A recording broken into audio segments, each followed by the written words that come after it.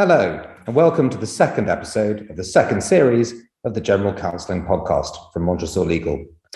This week, we're looking at the alternative model law firms. Who are they? How do they operate? How are they any different from the traditional firms that the majority of lawyers in private practice call home? And could they suit your practice?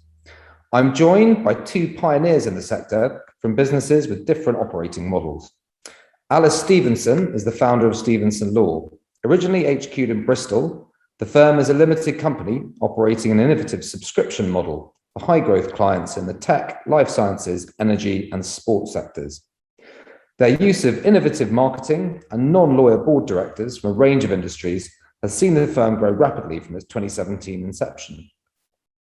Keystone Law were one of the very first businesses to take on the traditional firms with a new model back in 2002. There are now over 350 lawyers, and last year won a double of the Lawyers Law Firm of the Year and Roll on Friday's Happiest Law Firm. Mark Machray is Keystone's Director of Growth and Development and has been changing the lives of lawyers by converting them to the Keystone way, and is as passionate an advocate for making the switch from traditional partnership structures as you could hope to find. Hope you enjoyed the episode, and remember, if you like what you hear, we'd love a like or a subscribe. Enjoy the episode. Why don't we go straight into it? You both represent firms that are doing something different to the standard city law firm model. Alice, what for you is wrong with the traditional firm model? Okay.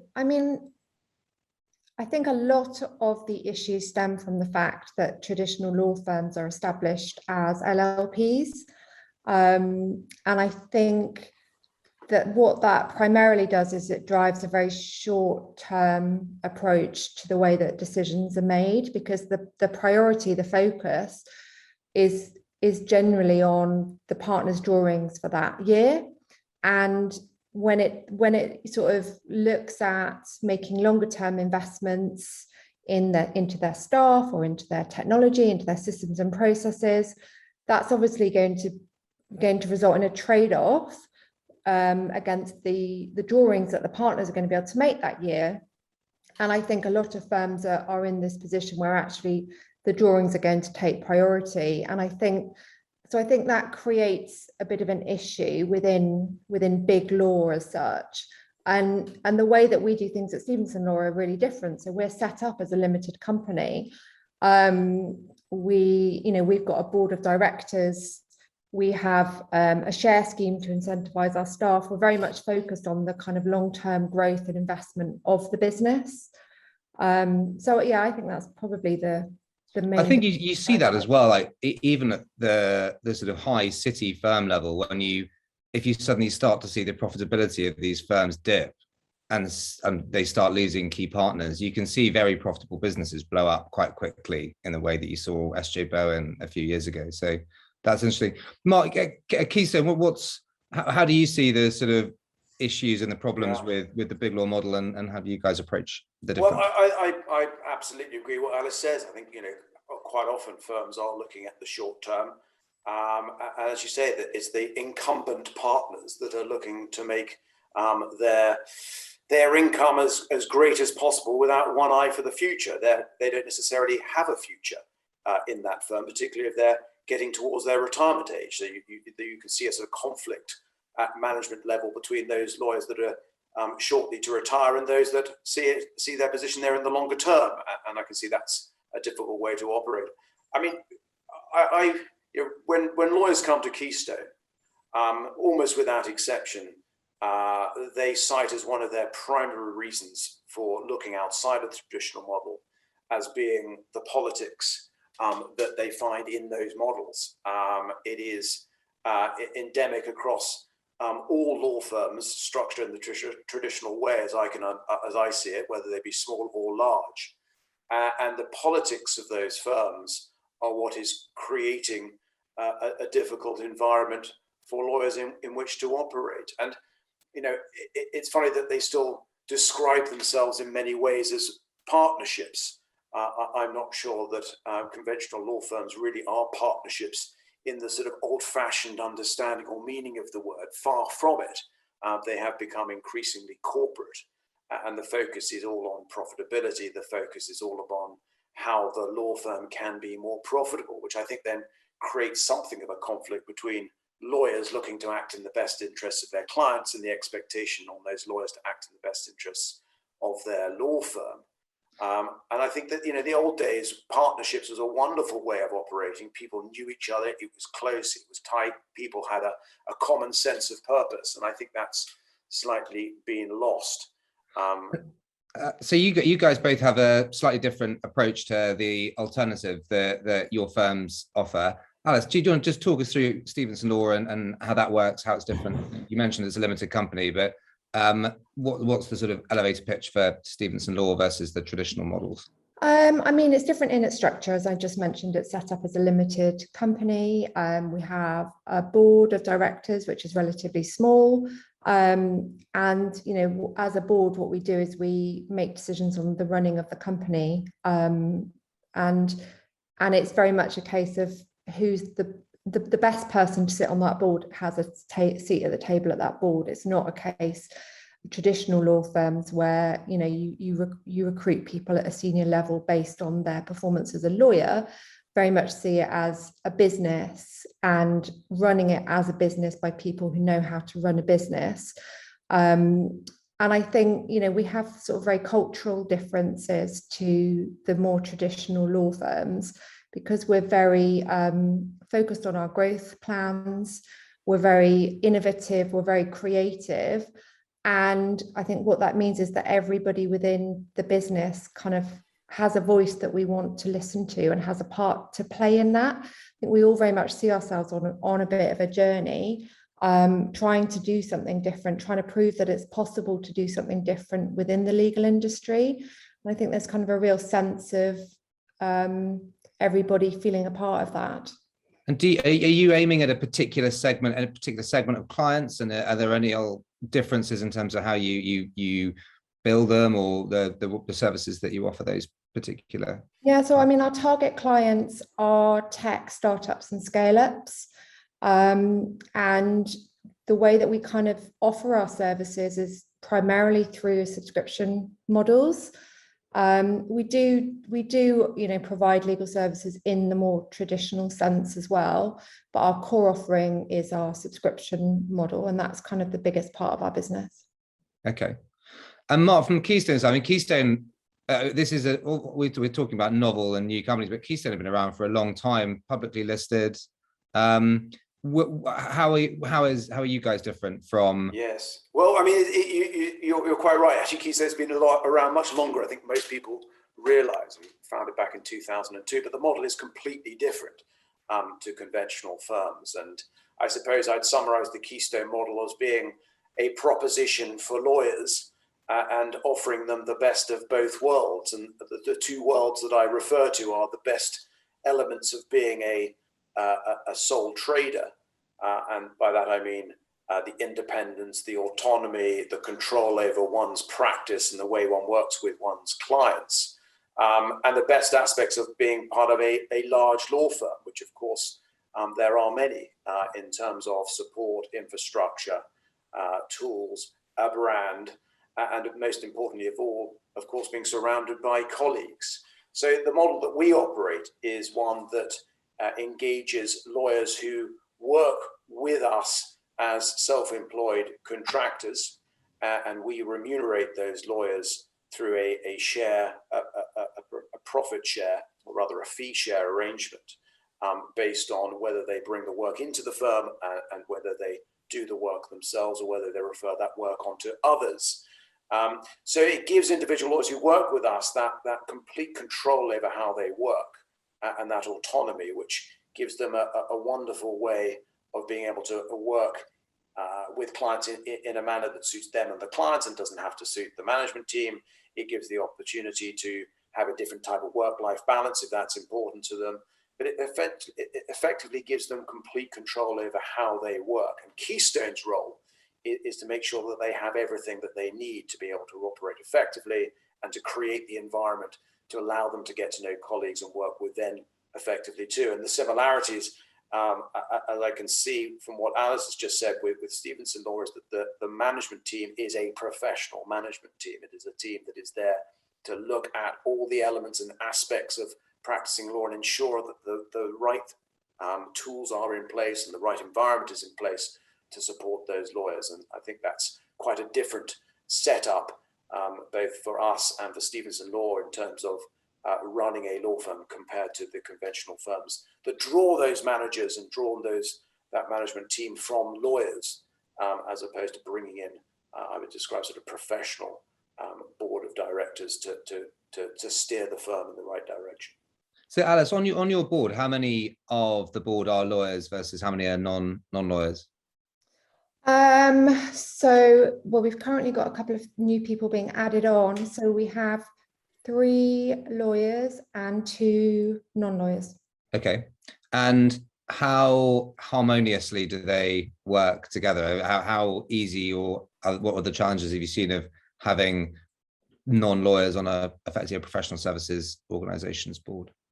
I would say that, we haven't really experienced any challenges as a board. We're really cohesive. We, things have been going really, really well for us. I think, there's always an element of not fully appreciating what it's like to be a lawyer if you're not a lawyer. And I think that that's going to be a pretty steep learning curve for anybody that enters a law firm at a senior level.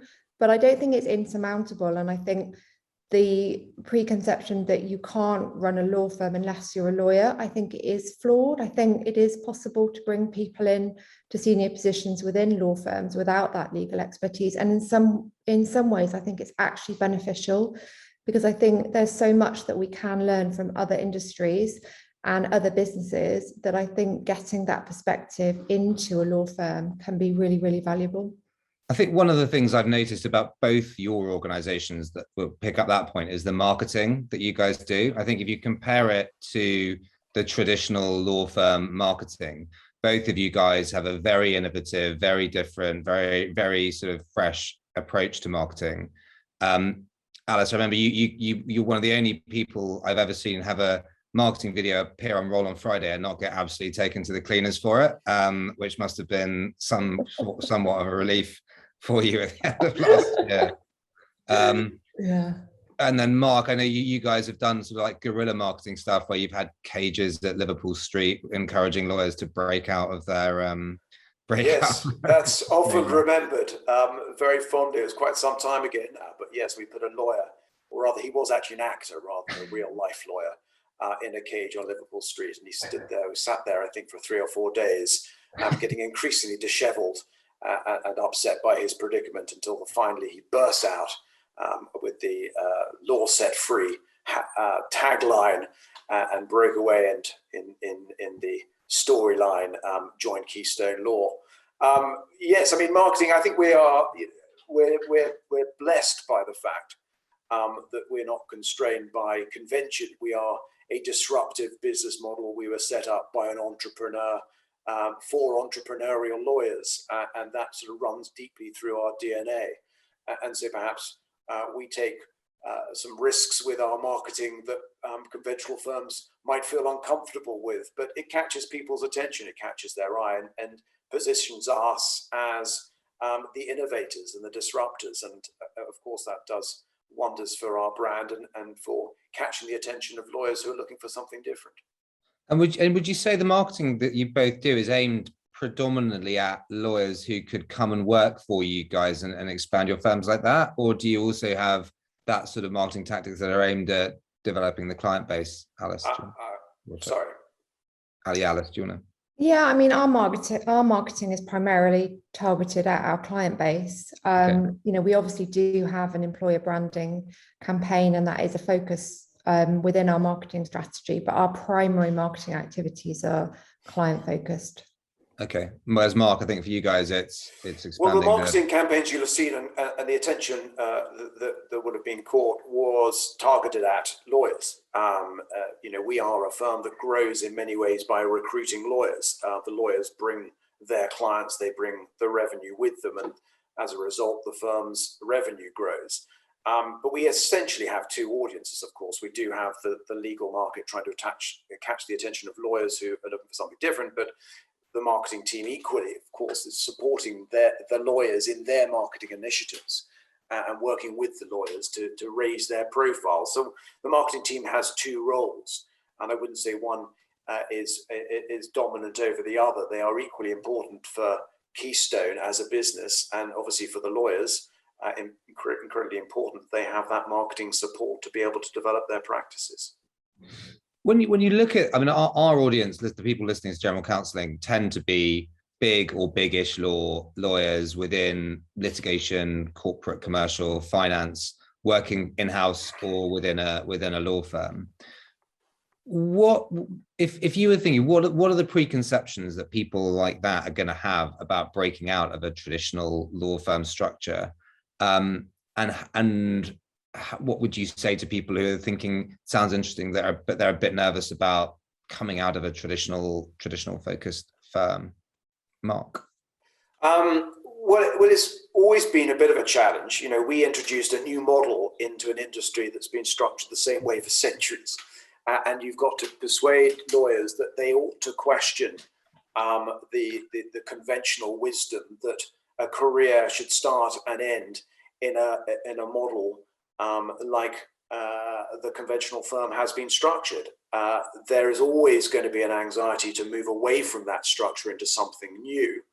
What do lawyers ask us most about that move and the challenges associated with that move? The preconception, I suppose, is that at Keystone, you come, you bring your clients with you, you plug into a platform, the platform gives you the resources and the tools, and then left alone to carry on practicing without that environment that they're used to, and the colleagues, and how do you get to know colleagues if everyone who's working remotely in our model is one where the lawyers do work remotely. But it's quite easy to explain how the model actually encourages a great amount of collegiality and collaboration between lawyers, not least because the lawyers drawn to the firm in the first place are entrepreneurial people with high emotional intelligence, good with developing relationships and clients.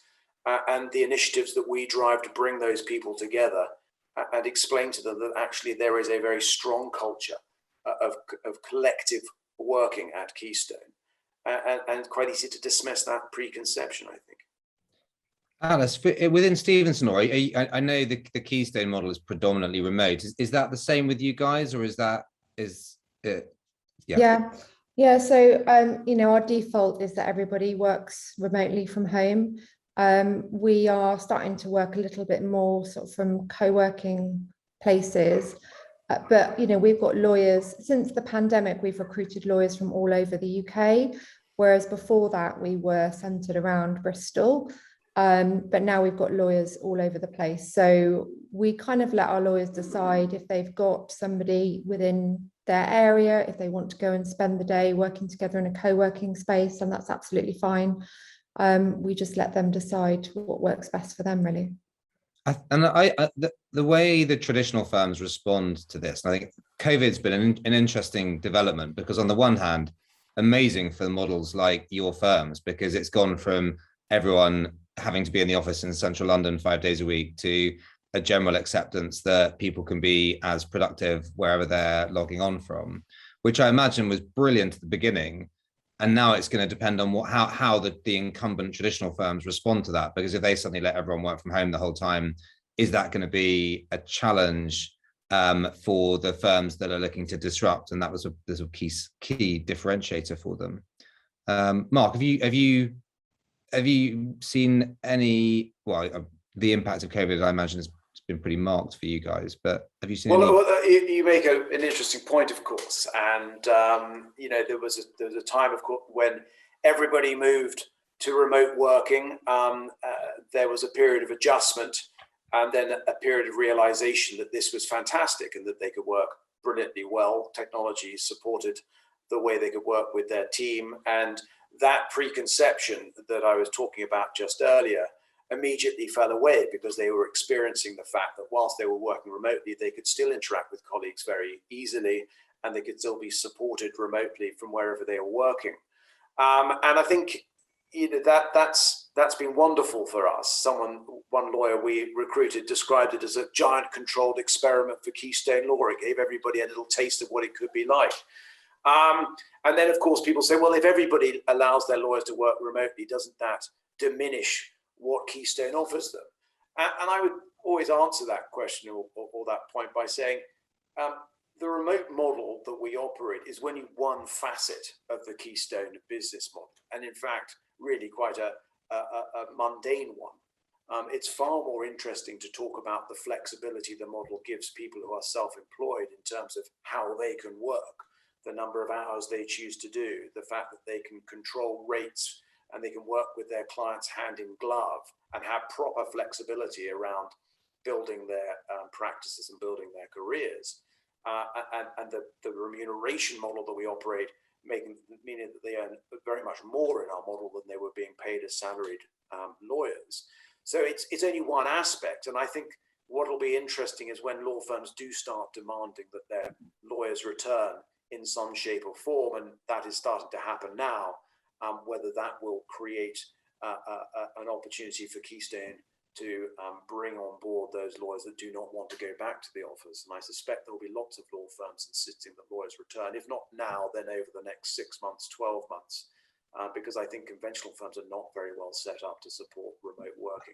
I think the other challenge that conventional firms have to meet that is that they have big reams of trainees, juniors, of people who they need to train up, and it's difficult to think that some of those guys won't be impacted by not being able to go into an office and learn by osmosis and learn. So I think you're right. What we're seeing at the moment is most of the bigger firms are starting to say, 3 days a week, of which one has to be a Monday or a Friday. And that's like, that is likely to mean that some people in those practices become a bit more. People are so ingrained, lawyers are so ingrained as to going into an office, and management teams who are trying to run a law firm, of course, they know that the lawyers want that flexibility, but are reluctant and resistant to give that flexibility. Yeah. And it will be interesting to see which wins the day, the retention of talent or the sense or the need of management to have those lawyers in their offices. And Alice, from your perspective, one of the things that I think the traditional firms throw out a lot about the new model firms is how you build culture and how you build collegiality in a model where not everyone's in the office the whole time. Your firm, certainly from looking at it from the outside, seems to have done well on that. What are the things that you've done to sort of create a culture within the firm, and what's worked? So I think ultimately, when you've got a team that are working remotely, then technology is really, really important. So we invest in the right technology to make sure that everybody can communicate well with each other and properly. And then I think, it's looking at how the teams are structured, making sure that nobody's kind of out on their own, going to get forgotten about. It's very important, especially because we've got, junior lawyers, trainees, that everybody has got somebody checking in with them all of the time and somebody who knows what they're doing all of the time. And I think, that has definitely been a learning curve for the managers within the team. And then I think it's just a case of just creating an environment where people feel like they can be themselves. So, we use Microsoft Teams as our primary way of communicating with each other across the team. And we use that for sort of more serious work-related conversations, but we also use it for personal conversations as well. And there's quite a lot of just silly banter that goes on there. Anyone who joins us very quickly has to get up to speed with using GIFs, because that's our sort of primary language, really, when it comes to communicating with each other. So I think we just encourage people to just not take themselves too seriously, just get involved with conversations throughout the day. And that just seems to work for us, really. We had that. I mean, we have like an all-staff WhatsApp group, and every time the new employee comes, they get added to it. And the amount of GIFs that fly around that, to begin with, I thought there's just going to be a day where I'm sat in an employment tribunal being shown a GIF that, I just put my head in my hands. But actually, to be fair, it is a good way for everyone to sort of get each other's sense of humor and have fun with each other in a way that probably was more difficult before that particular brand of technology was available to us. Yeah.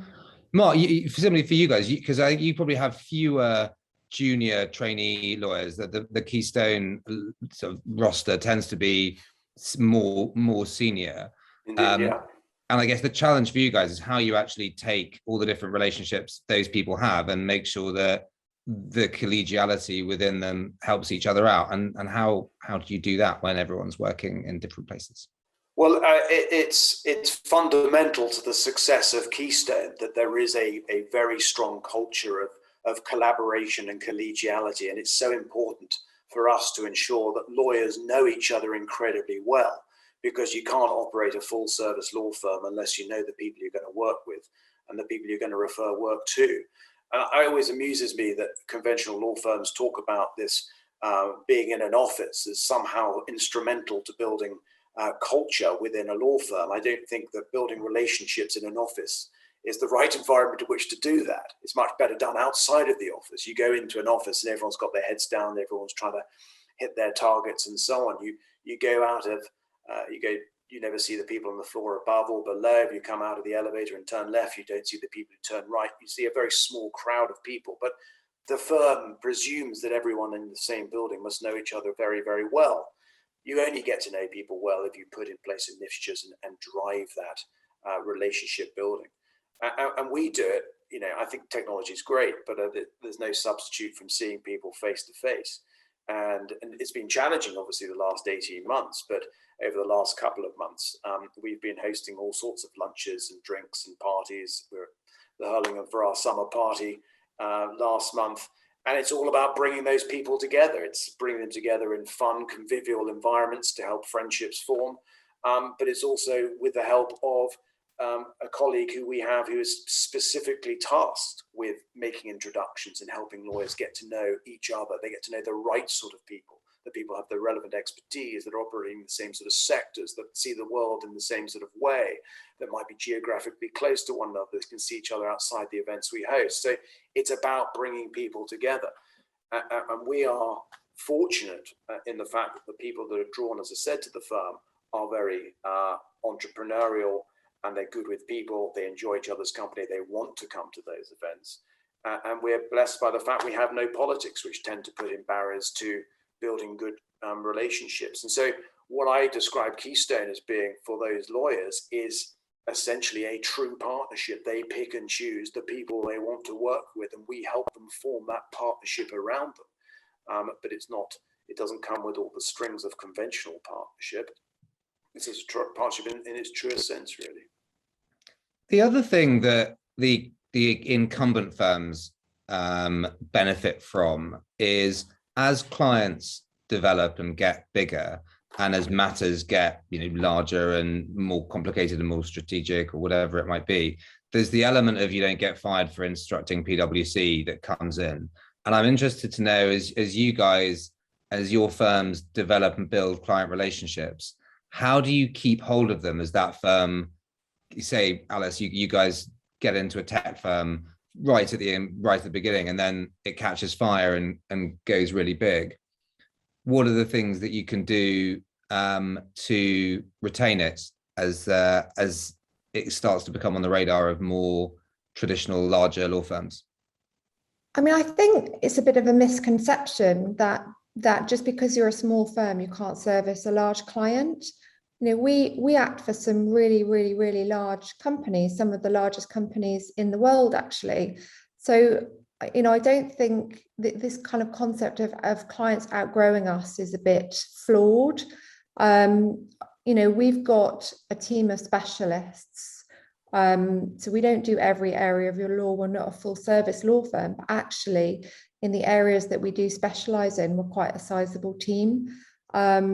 So we are equipped to support businesses of all sizes, really, depending on their needs. And it's just finding the ones that are the right fit for us that is really the key for us. And making sure that if they have an issue in the particular areas that you're specializing in, the advice and the quality of service they're going to get from you is no different if they went to a Magic Circle firm.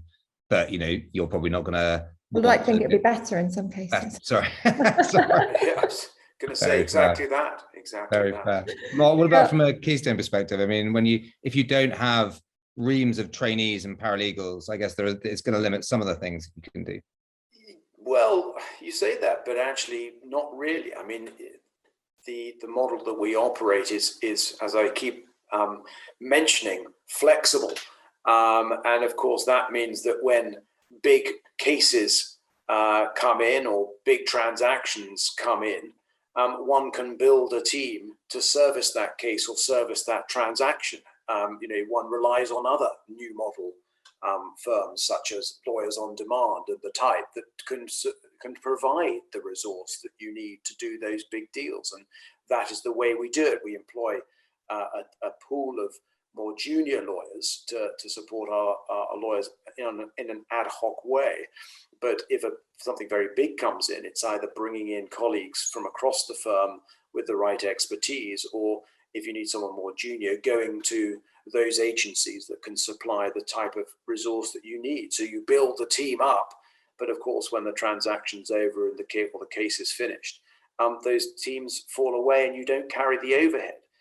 It's all about finding ways to deliver legal services in an incredibly efficient way. And as Alice said, when you look at big conventional law firms, they're not delivering legal services in a particularly efficient way, quite the opposite. And that's why the fees of those firms are so high. The way that we operate is offering a very bespoke service for each transaction or each case that comes in, and ensuring that you're delivering great value. I know one of the things the Montresor interim team have definitely done some of that stuff for Keystone in the reasonably recent past, where there's been I'm so sorry for mentioning lawyers on demand. The Montresor intermediate. There are other flexible legal services providers. It just popped into my head. It's the only one I can think of. To be fair, I think they probably do more of it than we do for now, but we're coming for them. Yes, good. One of the things we ask everyone who's on the General Counselling podcast to do before we break is to name their GOAT lawyer. So the greatest lawyer of all time in their opinion. It can be someone who is fictional, real, alive or dead. So Mark, can I kick off with you? Yes, you can. So you did give us some pre-warning of this. I hope that doesn't betray how this works. And I thought about it, and I came up with Atticus Finch. And I'm looking at your face to see whether or not you know who that is. I hope you look like a well-read man. It's one of the things that I've got quite a few friends who've now got kids called Atticus. It's obviously very, and most of them know why they've got Atticus. I thought about it for our child, but I thought that was cruel. There'll probably be 3 of them in school by the time you got to school. Yeah, Atticus Finch. For those that don't know, he was the sort of protagonist in the wonderful novel To Kill a Mockingbird, which is, I think, one of my favorite books of all time. And he, has all the qualities of a lawyer that one would hope to have oneself, but I'm sure one didn't when one was practicing. But he's my legal hero. He's certainly one of the people that was a very good reason to get into law when you're a junior lawyer, rather than Suits or Ali McBeal or the ones that. Yeah, I think that would be. I mean, I like to suggest I'm a very well-read guy, so the cerebral type of character. Atticus Finch. He's my go-to. Perfect. Alice, how about you? So mine is slightly less cerebral, I've got to say, slightly less highbrow. And I'm going to choose Elle Woods from Legally Blonde. And I know that you'll laugh at me, but the reason that I've chosen her, and Mark looks at me really confused. I don't think you've seen Legally Blonde. Excuse me, but I have, absolutely. Oh, okay, I know sorry. exactly. And a stage show. Well, mainly my daughter, actually. Is what I she take said it all back. Yeah. But what I really like about Elle is that she basically smashes all of the stereotypes of what a lawyer should look like and how a lawyer should behave. And she is basically mocked for quite some time about this, and nobody takes her seriously.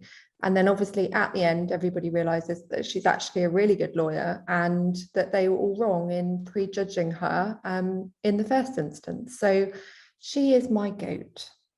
Perfect. And there's 2 excellent GOATs from either side of and both fictional, actually.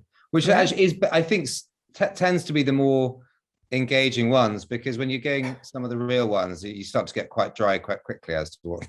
I think so. I think fictional, they're fictional and perfect for a reason, I suppose, aren't they? Exactly. But guys, well, look, thank you both so much for spending the time to record this. I think both of your businesses are at the absolute forefront of the revolution that's hitting big law. And I think we're certainly seeing, as a recruiter, an increase in interest in the different models, not least because they're innovative and they allow people to work from different places, but also because I think there is a lot of things that are wrong with the big law model, and both of your organizations have been fantastic at offering alternatives to people at all different levels of their careers. So thanks very much for giving up some of your time to talk to us. Thanks, Tom. Brilliant. Tom.